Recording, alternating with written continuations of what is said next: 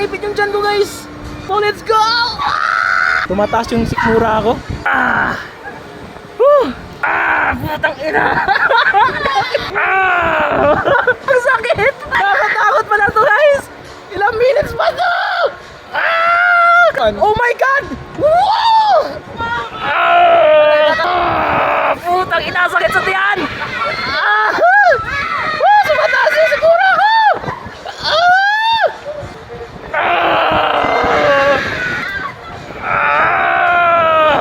Ini stop na?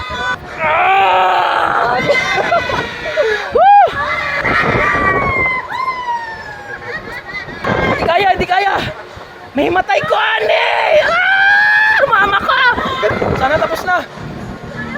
Ay, shit!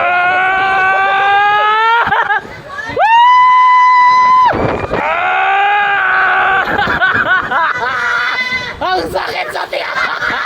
Tumataas yung mura ko!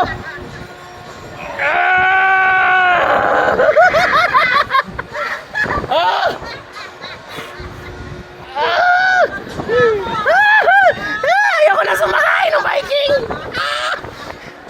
Nakakatakot pala magmalaki! Tama na! Tama na!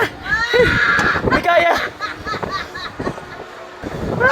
Tama na! Guys! Proven and tested! Nakakatakot pag malaking Viking. Nakakatakot po talaga sobra pag malaking Viking. Promise, proven tested.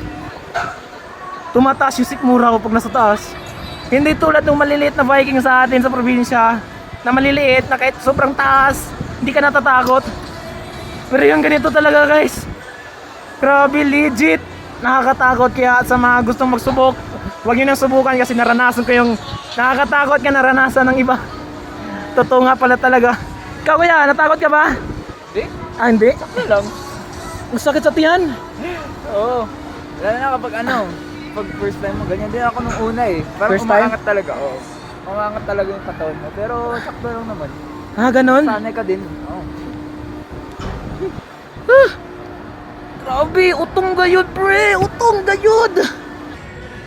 Nakakatakot yung malaking Viking dito sa Baguio. Sakit. Tumataas yung sikmura. Legit, promise.